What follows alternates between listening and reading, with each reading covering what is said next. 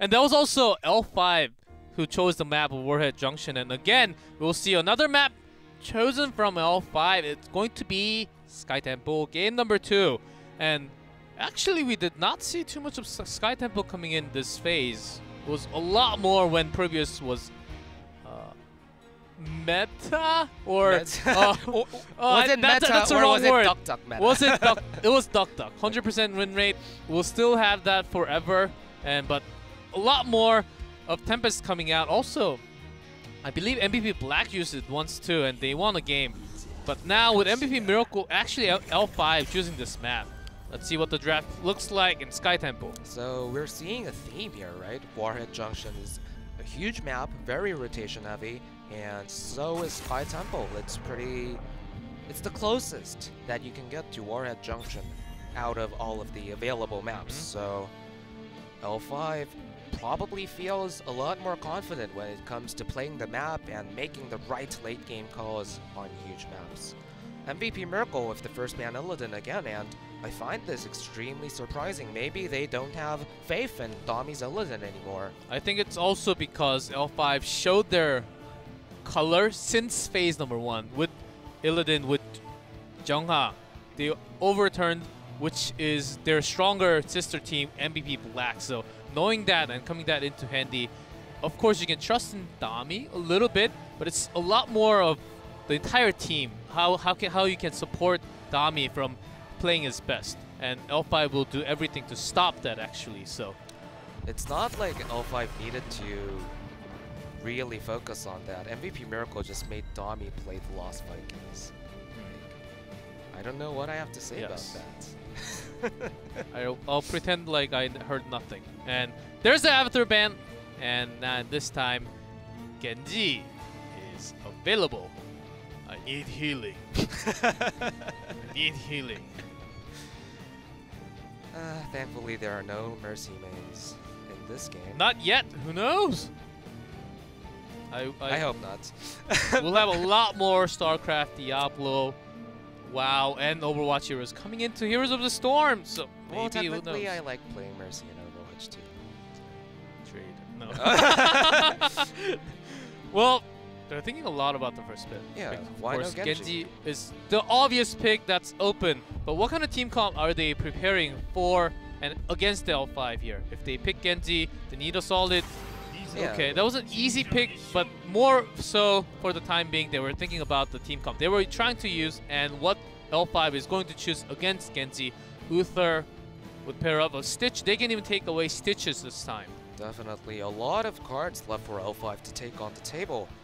And I don't know, they could take away the Ariel, or as you said, they could go with the standard warriors that answer Genji, such as Stitches or Nubarok or the standard Uther. Basically, they could go for a lot of things. It's about what they really want to do. And Okay, there's Uther and the Nubarok, so okay, standard very picks. standard And I was looking a little slightly having my hopes for Swoi's Brightwing maybe coming into play, because against Dive, Emerald Wind has been very effective lots of times, and Swoi is the one that's been known who's basically playing Brightwing when no one else was picking Brightwing starting from last year. So, but seems a little bit less likely with Uther right now. Maybe we're going to see L5 play triple support. And we can see Brightwing, right? Triple support? Yeah, so Anubarak, Uther, Tassadar, Brightwing, and Vala. Oh my goodness. I'm sort of half joking, but this is an actual viable comp. Like, it's been played in Hero League lots of times by members of L5. L5 are really proponents of the double or triple support, so they haven't broken it out in HGC yet, but Malthael Tyrael, very solid pickup from MVP Miracle, I would say.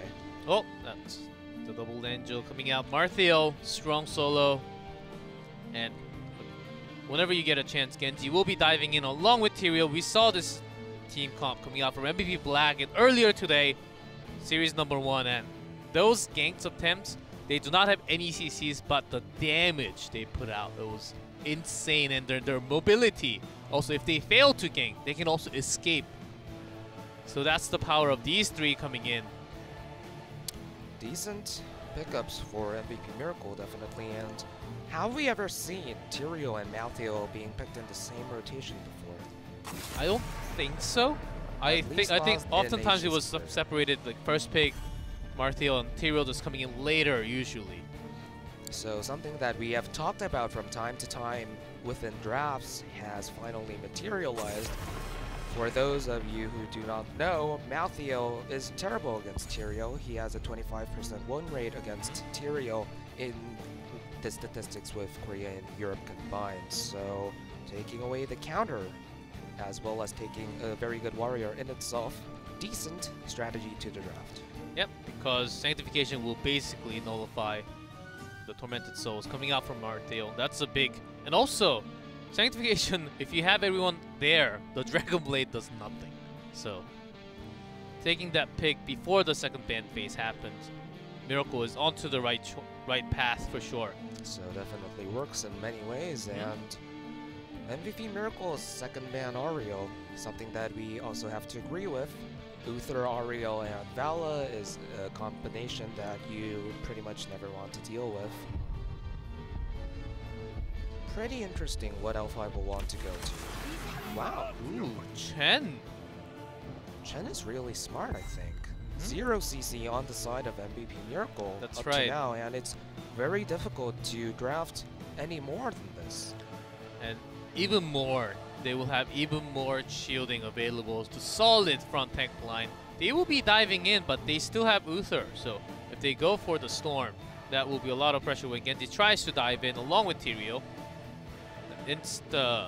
Insta-stun along with Chen, Li Ming's burst damage. I think that's enough to take out Genji for sure. Li Ming is definitely a solid pick against Genji. Looking at the same statistics, the pool that I talked about last time, Genji has a 16% win rate against Li Ming, and also Li Ming. Yeah, it's pretty insane how Li Ming is great against Genji. And something we have to also think about is that it works as a deny pick, because Genji Li Ming is a very good combination if MVP Miracle takes it. That's right. Not only because it has the resets, but also because Li Ming is so great at bursting apart cocoons. So they go for another assassin that pairs well with Genji in Greymane and picks the rather obvious Malfurion, but this leaves them with Cassia. Oh, wow. Lines coming in. Won this draft completely. I agree with you too, and they want to dive in, and Malfurion will be walking from the back line, but when they are hit by the blind, that will be the biggest question, and damage will be removed for the time being. Seems like L5 has a very balanced map compare, and MVP Miracle is looking for the dive, looking for the gank, looking for the kill. But they are losing in this series right now up against L5. It is 1-0, still could be anyone's game. Let's dive into game number 2.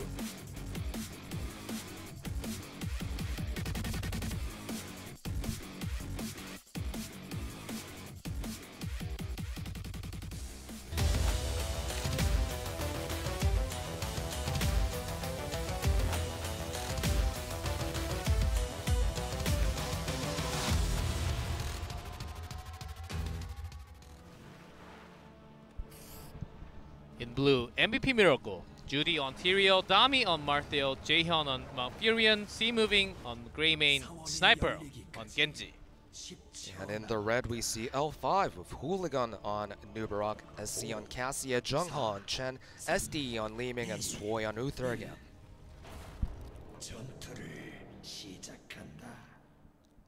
Let's go. They're going into the Watchtower actually. Nubarok didn't take his talent yet. Ooh, that's a big question mark. Along with Uther too. Of course, Greymane seems like he's going for the cocktail build. Nubarok, because there are so many skill shots available on the other side, seems like he wants to block a little bit more damage coming out. Who's going to stop Chen from drinking? Holy ground at 16. I mean, that took a long time to answer. I feel that we're going to ask that question so many times throughout this game. There is absolutely no easy way for MVP Miracle to disrupt Chen's brew. The only thing we can see is, well, Judgment, but obviously he's not going to take that. And Twilight Dream, but you're not going to blow that against a Drinking Chen unless there are other issues involved. So, really, Chen is going to be invincible in this game. I think he is looking to burst the Drew, but against Marthio solo top, seems like he's for now having some trouble against all the percent damage coming out for the next 4 seconds after he is hit. Definitely. So, saying that there is no easy way for Chen to make Chen stop drinking doesn't mean that Chen is going to be invincible. Far from it. Maybe if L5 had Chen Abathur, then the question would have been different. Then it might have been an easy win. Yeah, but if you leave Chen onto the temple alone, he will soak that free, and you don't even have to touch your keyboard, guys. It's that easy. Or even your mouse, you can just leave your hands off. Well, you have to stick a coin into the D key or something, yeah. right? But actually, Marthio going in for the harass, that's exactly what he wants to stop from happening. L5 actually taking control of this one too. Because the pressure was onto the side of Miracle a little bit, C-moving took the time to actually... Chen is moving downward with only half health though. MVP Miracle with this momentary talent advantage to be nullified pretty soon. And even Marthio seems like he's coming down to harass Chen at the moment, looking for the solo kill, and Dami seems like he will not get it. But SDE losing his mind, using his skill shots onto his side. Maybe he wanted to push E instead of the Q. Maybe both at the same time. The quick cast. Maybe he has fat fingers. That's how panic.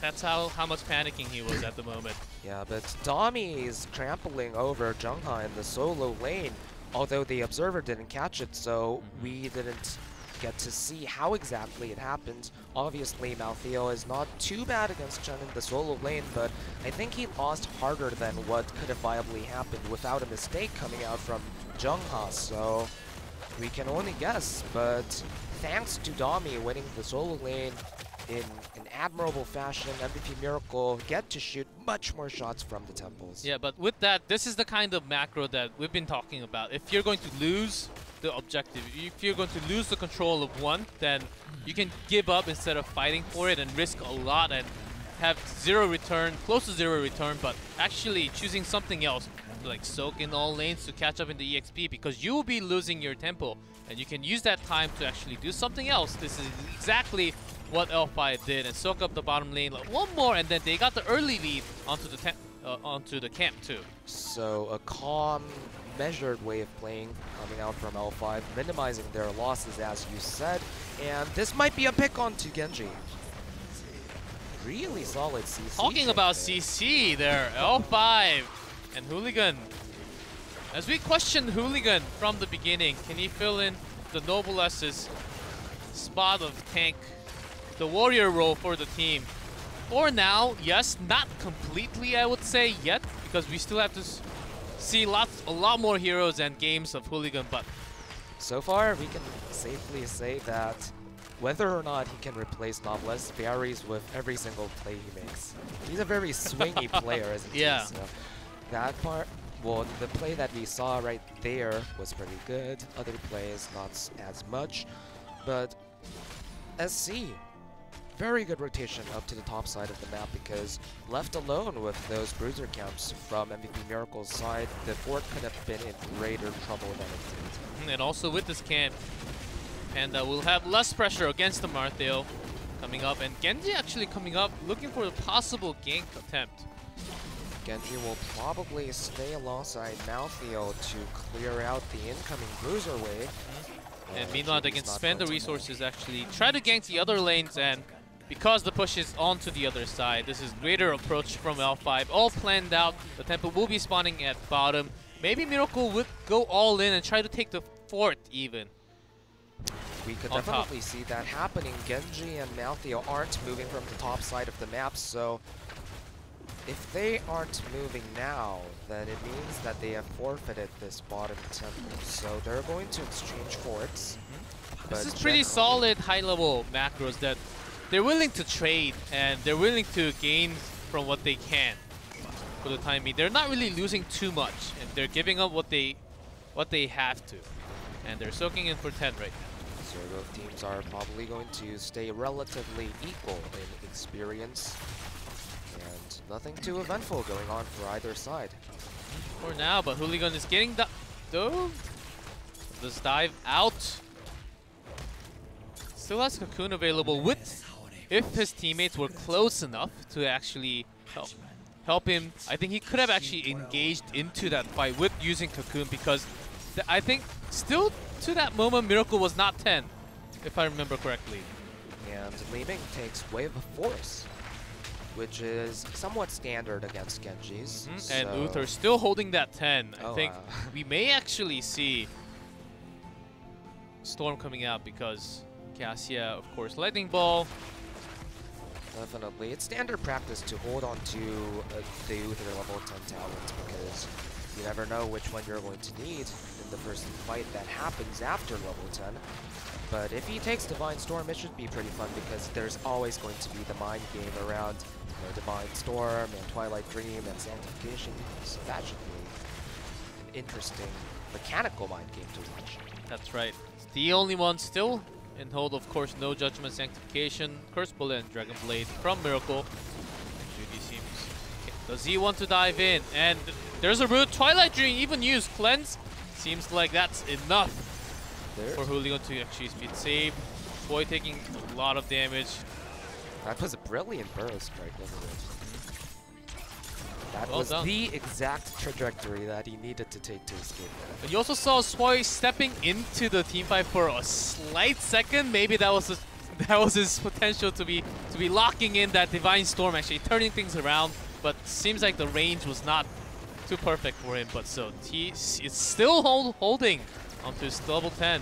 Yeah, I definitely think that was intentional, and it was very good mind games coming out from the Swoi. So far, this game has been very high level, I think. No huge mistakes coming out from either side. Solid macro decisions all around. And we enter the second double temple. You can sense this intense moment where Judy, he wants to dive in. Does he want to make a call? Does he want to dive in, pop that Sanctification so everyone can dive in? And L5 actually acting against that. The mind games going on between these players, and what's the intense moment, like the 2 seconds before the big burst. And this is getting old by this point, but Swoi is still holding on to his heroic. He has to pop. He has to choose one when 13 is 13 comes though. That's the thing. Maybe you'll still hold it until the big team fight happens. Yeah, like you can press control and hit down 2 numbers in quick succession. Yeah. You don't have to pick the 13 talent too early, right? So Here's 13. Let's see. I think he will hold it until the big moment. Swoi, such a baller. And both sides exchange temples again. Yeah, that's right. And Miracle just backing out until they hit 13.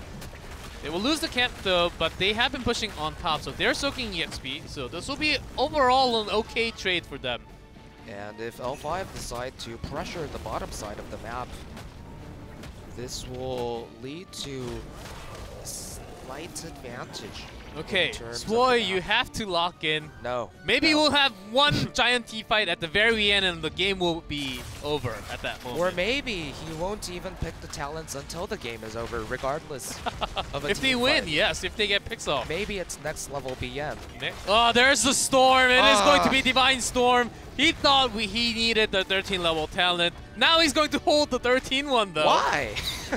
It's a mind game. No, like maybe he's just taking his time. Yeah, he picked Oh, it. well met. I remember that in 2015 or 2016, I'm not entirely sure, but there was some kind of like Chinese domestic game in which one player held all of his talents for the entire game because it was like such a weak opponent that he wanted to BM that hard. I don't know. Let's see. Swoi now locking in. That's going to be so much pressure when, especially when Genji wants to dive in. But instead, there's a dive in from Hooligan. There's a CC connection. Cocoon use. There's a Divine Storm. But Sanctification perfectly placed. Now Swoi's into the dangerous position. Dragon Blade doing so much damage. Does get the kill.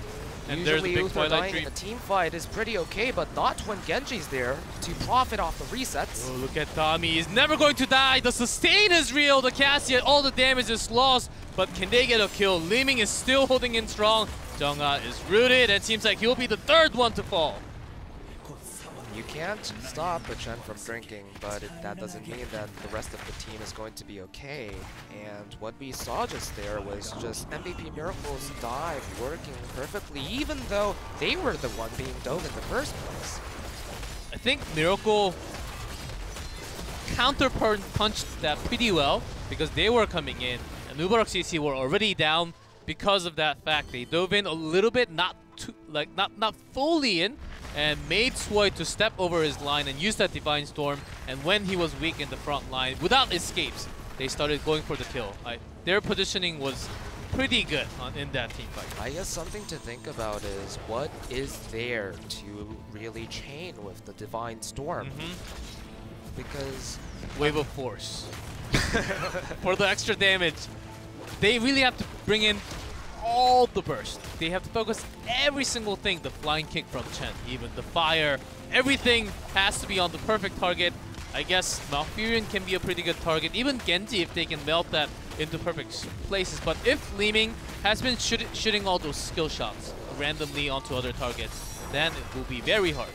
So, all 5 add a talent disadvantage here, so they won't be able to engage upon this camp. And their teamfight composition is super reliant on getting Li Ming a reset, and it didn't really happen in that teamfight. Question is whether they will be able to in the following teamfights. They will have a slightly easier time now that Li Ming has access to Mirror Ball. And every Li Ming main knows that you suddenly start to feel a lot stronger at 16, yes. Yeah, especially when you have a stun on your team, it's so much easier to hit all your skill shots, and because you actually do so much more damage and you can look for those resets. But seems like Jungha is caught with the holy ground and does get the kill. That I have burst no idea damage. what that was about. He had full sight of the entire team of MVP Miracle, and he just waddled into 4 members of the team, right? That's the power of flying kick. That value there was yeah. real, Kappa. And here comes the 5-man into the second wall push because Chen is down. Because they have a lot of the tanking power is lost already.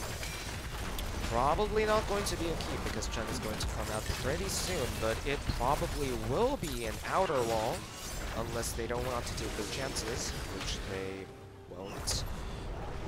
So MVP Miracle deciding to play it safe, measured, understandable considering how they threw away their last game. So I'm glad they're being a bit more cautious here. Also, sometimes Li Ming, I believe it was Lockdown before, it was Diamond Skin sometimes coming out to go against the dive, but in this case, because we already mentioned, I think they need more damage. Yeah, they need more damage and resets for Li Ming to actually win the team fight. So you need that mirror ball for more damage. And L5 are going to be the ones to look for the team right. And with those strength misses.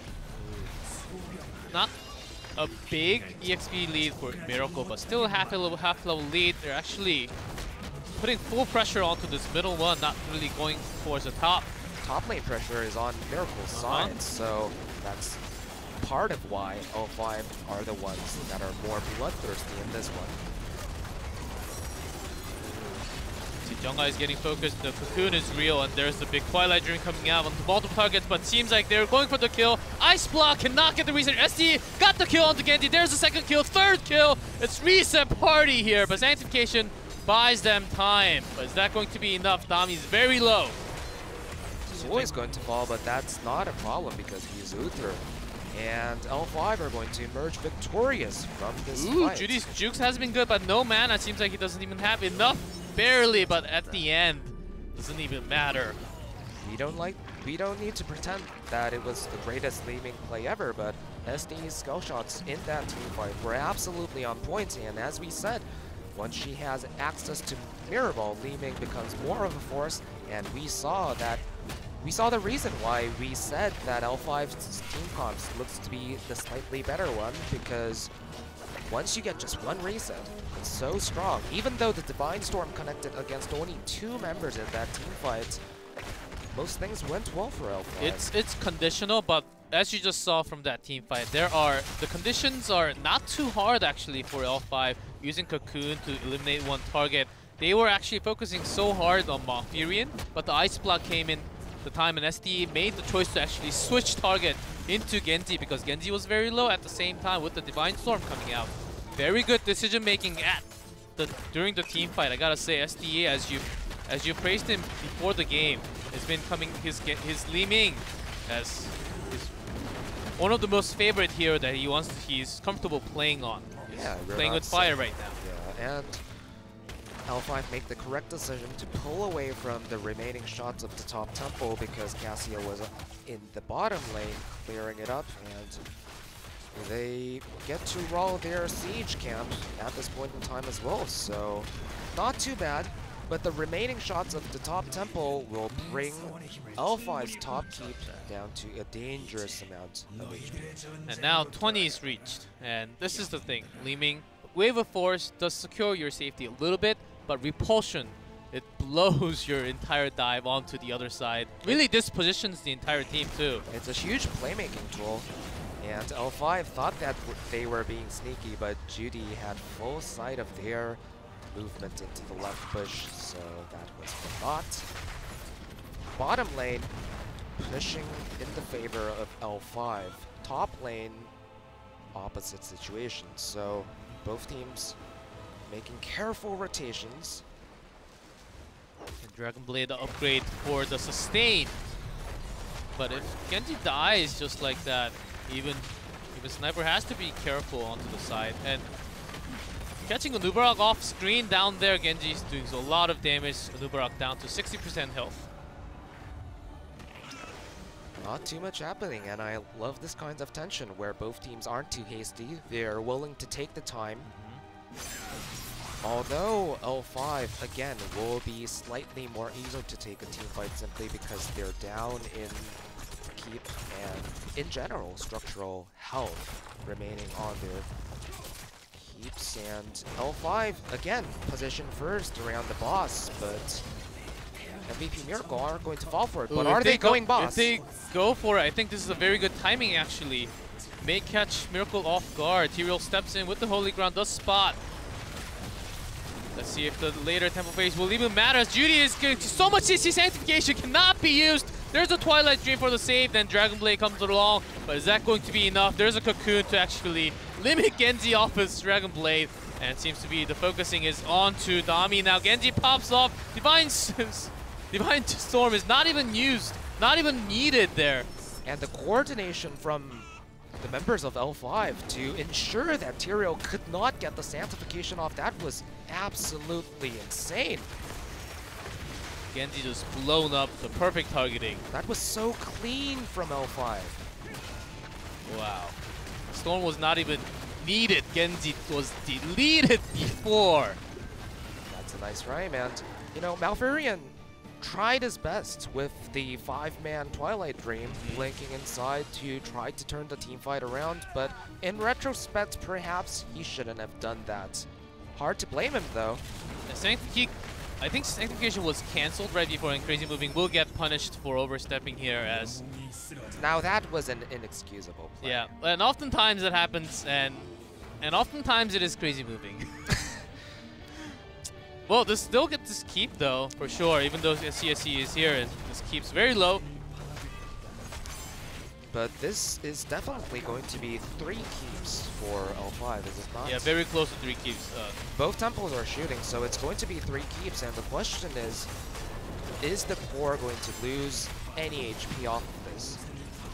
I think Probably some, not. Probably until just a little bit with the last 5 shots to maybe 86%-ish. Let's see. Maybe even more. Losing the shield plus. There were a lot of shots left on that top temple. 5 more shots. So MVP Miracle left at a huge disadvantage. We slightly underestimated the number of shots left on the top temple. And now, MVP Miracle, for the first time in the game, are the ones that's going to be very hasty, very belligerent. Seems like Divine Storm, for the time being, was the right choice for Swoi. Let's see if they can, with all the keeps down, they're just so close to end this game. And generally, when you're 2 keeps ahead on Sky Temple, all you have to do is just wave clear in your base until the next temples come out, really. Yeah, wave clear, just make sure all 5 of you are together and moving safely. And L5 have always been known to be very cerebral when it comes to these late game decisions. And especially their macro plays has been real. Of course, we have a different shot caller now, but SDE seems like he's doing a fine job. Generally, the new L5, the draft is entirely done by SDE, and the shot calling is sort of shared. But oh yeah, that's right. Jungha makes the most decisive Here's again, the CC chain is real, and there's a repulsion. No sanctification. Okay, a team fight with Tyrael already. That seems like, but they actually got a kill onto Cassia. So Dragon Blade is continuing, but Genji is dead, and that seems like the team fight is going for L5. Seems like that's game over too. Jaehyun is looking for his life, but he cannot defend this from happening. No way. Valiant effort from the other members of MVP Miracle, but once anyone is caught, even Tyrael, that's an instant explosion. The timings on the crowd control from L5, I can't stress how incredible this is. This is the kind of teamwork that Korean teams in the Prime last year used to show us, and now Fnatic and Dignitas are showing us on international stages. So the new L5, they've been putting in insane hours, and their efforts is beginning to show. Yeah, and the core goes down in game number 2. Again, we'll go to L5, leading the series 2-0 right now. And oftentimes, that's number 2 strikes for Judy. He was stepping in. I know he was a little bit in a rush trying to stop what was from happening. First one, the boss. Second one, the tempo, because they did not have any base left except for the core. He was stepping in and he was trying to press that R, but oftentimes it was cancelled because of so much CC. Generally, I tend to be critical when a player repeatedly gets picked off like that, but in this case, I think L5's execution was so perfect, and the setups leading up to those bush shenanigans were very well thought out, and oftentimes Judy really needed to go in that bush. And the problem doesn't really lie with Judy, I think, because he's oftentimes not like leading the entire team. He's not really in control of the entire team. That's more on crazy moving, right? So essentially, the fact that he was so far away from his team every time it happened was the greater issue. And can you really blame the tank for waddling into those bushes to secure vision? You can't make an informed decision without listening to comms. Well, there will be a lot more toxic coming out from Valley Jaffa after the short break, but we're going to the short break. Maybe we'll see the end of the series very, very soon.